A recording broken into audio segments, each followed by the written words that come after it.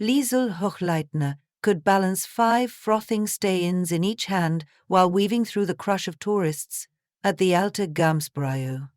She had learned the choreography as a child, picking up shattered Mass Creuser before she could properly spell her surname. What most regulars did not know was that after her apron was unpinned and the last brass band number echoed off the timber rafters, Liesel walked 3 blocks to the technical college, where she pored over thin-layer chromatography slides instead of wheat beer. Her father, Franz, teased that his daughter was the only beer maid in Bavaria who smelled of ice-propanol by night and of hops by day. In early September, Herr Bauer, the brewmaster hired by the new corporate owners, announced they would debut a seasonal lager called Herbstgeist. The recipe was a mystery even to Franz, who had spent 30 years in charge of fermentations before being relegated to traditions liaison. Bauer insisted that a proprietary botanical extract lent the beer its haunting garnet hue and faint metallic glimmer. "It will be our signature," he boasted, drumming nicotini, yellowed fingers on the fermenter. Liesel's curiosity pricked up like steam from the wort. The shimmer reminded her of capillary action in old ink she had seen under lab scopes. 3 nights before the public tasting, Bauer asked Liesel to carry a small, unlabeled satchel from his locked office to the brewhouse laboratory. The powder inside looked like ground brick dust and smelled of balsamic vinegar and cold iron. Bauer claimed it was a stabilizer, but he slit the bag in half rather than open the drawstring, as if afraid someone might trace the origin from the stamp on the cloth. Liesel noted the odd caution and tucked away a tablespoon of the powder in a specimen vial she kept in her pocket for yeast captures. Back in the dormer attic that doubled as her workspace, she dissolved a few milligrams in distilled water, then dipped chromatography paper. Under ultraviolet light, the solution fluoresced with a jagged halo she recognized from a research internship. It was identical to the spectral fingerprint of ion gel ink. Gall ink, the medieval writing medium responsible for many a historian's heartbreak when manuscripts rotted from within. She still remembered Professor Altmann's lament when the Buron Psalter was stolen from a university archive 5 months earlier. The thieves had sliced out each leaf, certainly to be sold piecemeal to private collectors. The ink on that Psalter, Altmann said, contained an unusual additive, an arbor resin from Mount Athos that made it uniquely identifiable. The chromatogram on Liesel's bench showed the same twin spikes. At first the notion seemed absurd.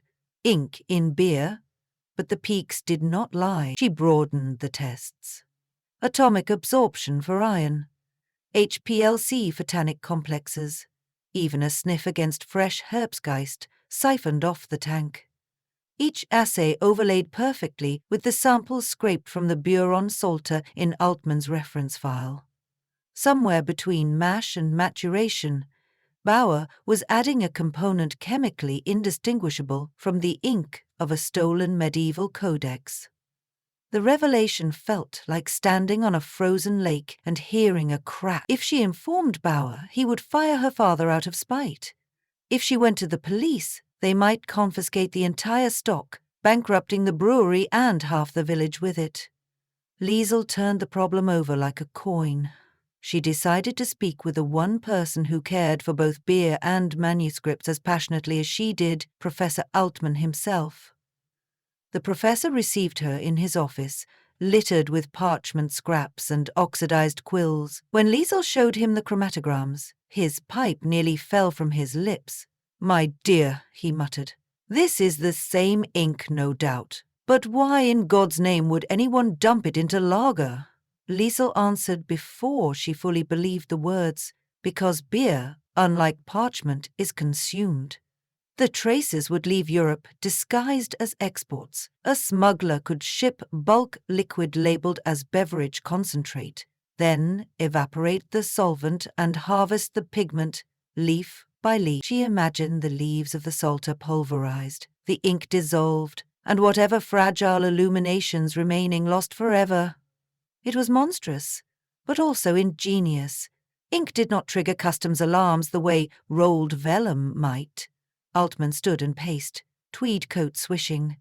"We need proof. The beer already contains the ink, not just the powder you sampled. And we must connect Bauer to the theft." Liesel agreed to collect a sealed bottle of Herbstgeist once packaging began.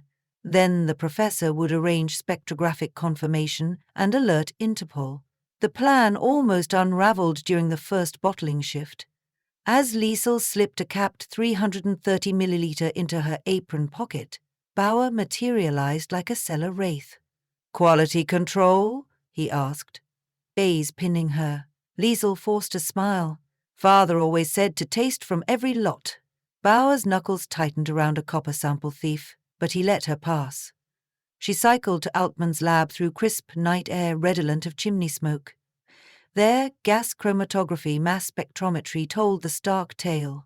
The beer's solubles revealed catechol ion complexes and the rare Mount Athos resin. More alarming still, the concentration suggested Bauer had used roughly 2 liters of ink slurry per hectoliter of beer. That was more pigment than any laboratory statistician would deem necessary for smuggling. It was enough to have dissolved an entire manuscript. Altman dialed the Bavarian State Police Art Crimes Unit, and 2 detectives arranged to meet at the brewery the next morning, under pretense of a routine sanitary inspection. Liesel did not sleep. Each time the cuckoo clock chirped, she rehearsed what amount of betrayal it was to expose a fellow brewer, even a secretive one. She kept picturing her father's lined face, how he beamed when tourists toasted his malty Marzen. Would France blame her for what came? At dawn, fog clung to the Isar like spilled milk. Liesel led detectives Weiss and Engel into the fermentation hall. They wore white lab coats over plain clothes, badges tucked discreetly. She had prepared pipettes and reagent flasks. Every stainless tank glittered with polished innocence. Bauer arrived late, smelling of clove cigarettes and menthol mouthwash. He scoffed at the health bureaucrats, but signed the inspection log. Weiss opened with innocuous questions, original gravity, diacetyl rests, while Engel peered into a barrel of the Herbstgeist extract. Liesel watched Bauer's eyes. When Engel reached for a sample jar, Bauer barked, "Trade secret, only with non-disclosure." Weiss flipped his badge at last. Bauer's jaw slackened. He bolted toward the loading dock, but Franz, summoned by Liesel earlier for moral support, blocked the doorway with arms like bridge timbers. Bauer froze, calculating. The detectives cuffed him beside the pallet of satchels identical to the one Liesel had ferried. In the storeroom beyond, police discovered 4 cardboard tubes containing tightly rolled vellum leaves, their edges moist where someone had scoured off pigments. The once radiant blues of lapis and burnished gold leaf lay dulled like wet ash. Franz stared, horrified at the desecrated pages. "Such beauty," he whispered, and he poured it into beer. At headquarters, Bauer refused to speak without a solicitor, but evidence mounted quickly. Shipping manifests showed recent deliveries from a front company in Thessaloniki, along with payments routed through an offshore account. Chemical analysis confirmed the extract contained proteins consistent with medieval parchment tiny strands of sheep collagen adrift in liquid sacrilege. The press seized upon the scandal. "Sinister lager plot foiled in Munich," headlines screamed. Social media jeered that autumn had never tasted so heretical. While the legal gears turned, the Alte Gamsbrei owners faced ruin. They had sunk their promotional budget into the Herbstgeist launch, and the authorities impounded every bottle. Oktoberfest loomed only weeks away. Tour buses already booked seats in the beer hall, expecting the crimson novelty they had seen teased online. Without it, and with Bauer in jail, the brewery might shut doors before winter. Liesel met with the board, a cluster of grey-suited investors who smelled faintly of malt and fear. She proposed salvaging the season by brewing a new lager, transparent both in colour and sourcing, to be called Lichtschrift, light script, honouring manuscripts rescued rather than destroyed. She, not Bauer, would design the recipe. Her father would supervise production. At first the investors balked, citing lost time and her lack of a formal brewmaster's diploma. But the press had cast Liesel as heroine, and a hero sells beer. They relented, on the condition she finish in 12 days and produce at least 20 hectoliters. Liesel plunged into formulation. She chose Flor Bachdu Malted Bach Pilsner for body, a touch of red X malt to echo the startled ruby hue customers now associated with scandal, and late additions of Hallertau Mittelfrüh for herbal brightness. Instead of mysterious powder, she infused the whirlpool with damson plum skins donated by the monastery whose psalter she had helped save. The monks blessed the fruit in a brief Latin ceremony, murmuring verba seremiarum, that made the kettles seem choir stalls. Fermentation raced under pressure at 8 degrees Celsius. Spunding valves hissed like serpents shedding old skin. Liesel slept in a cot beside the tanks, waking every 4 hours to sample gravity and adjust pressure.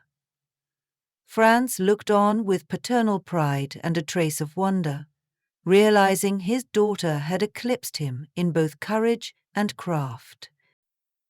Meanwhile, authorities returned the surviving Psalter leaves to a temperature-controlled vault. Professor Altmann invited Liesel to witness the rehousing. Though tattered, the pages still glowed with catechized devotion, a half-angel wing here, a fleck of ultramarine there. Ink degrades, yet story persists, Altmann mused. Liesel thought about beer, how yeast devoured sugars, exhaled bubbles and left something more complex than either ingredient alone. She felt an odd kinship between brewers and scribes, both seeking permanence in perishables. Oktoberfest opened under cobalt skies.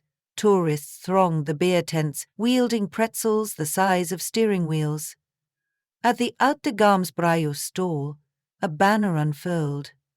Licht Scherf a Lager of Lost Words Found. When the first pours hit light, their glow was softer than Herbstscheists, lurid blood tone more rosé sunrise than secret wound.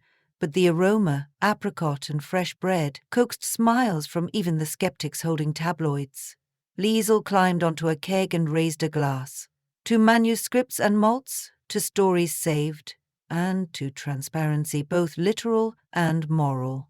The crowd cheered, clinking steins. Franz wiped a tear with his sleeve. Investors exhaled the breath they had held since midsummer. Critics lauded Lichtschrift as energetic yet contemplative. Sales soared. The brewery paid damages into a restoration fund for manuscripts endangered by theft or neglect. Donations came from drinkers worldwide, each bottle's label bearing a QR code that linked to a virtual gallery of recovered folios. Digital scribes illuminated the screen like pixels of living gold. Months later, Liesel received a letter stamped with the seal of the Bavarian Brewers Guild. They had reviewed her coursework, field achievements, and extraordinary service in protecting the cultural patrimony of Europe. She was invited to sit for the Meisterprüfung ahead of schedule. She could not help but think of Bauer, whose ambitions, untempered by ethics, led him to prison rather than to mastery. Ambition alone, she realized, was like unfermented wort sweet but liable to spoil. It was the ferment of conscience that produced something worth drinking. She passed the exam with highest honors, then returned to the Alte Gamsbräu not as beer maid, but as brewmaster. The night of her inauguration, Professor Altmann came bearing a gift, a single leaf from an anonymous 15th century antiphonary legal to own, as Providence was clear and damaged beyond scholarly use. The text read, O sapientia veni, O wisdom come. Altmann had mounted the fragile parchment between panes of museum glass, but instead of framing it for a wall, he had forged it into a lantern. A small LED within made the faded notes glow red, blue, and gold across the brewhouse floor. Liesel positioned the lantern beside the mash tun. The glow mingled with steam, casting not shadows but calligraphy onto copper. Workers paused in reverence. Here was the marriage of ink and beer, not in violation but in luminous accord. She imagined monks painting letter after letter by candlelight, unaware their pigments would one day risk drowning in a criminal's brew or enlightening a modern one. On her first official brew day, as Meisterin, Liesel repeated the mantra carved into the Guildhall lintel. In cerevisia, veritas, in beer, truth. The yeast pitched, the grain steeped, and the heritage of both parchment and pills flourished. She could still carry 10 steins through the raucous hall, but now patrons hailed her not merely as server, nor solely as saviour of a stolen psalter, but as a keeper of stories, those written in ink and those written in foam. Herbst winds rattled the stained-glass windows of the beer hall, but inside voices rose in harmony, some singing hymns from half-remembered madrigals, others chanting drinking songs.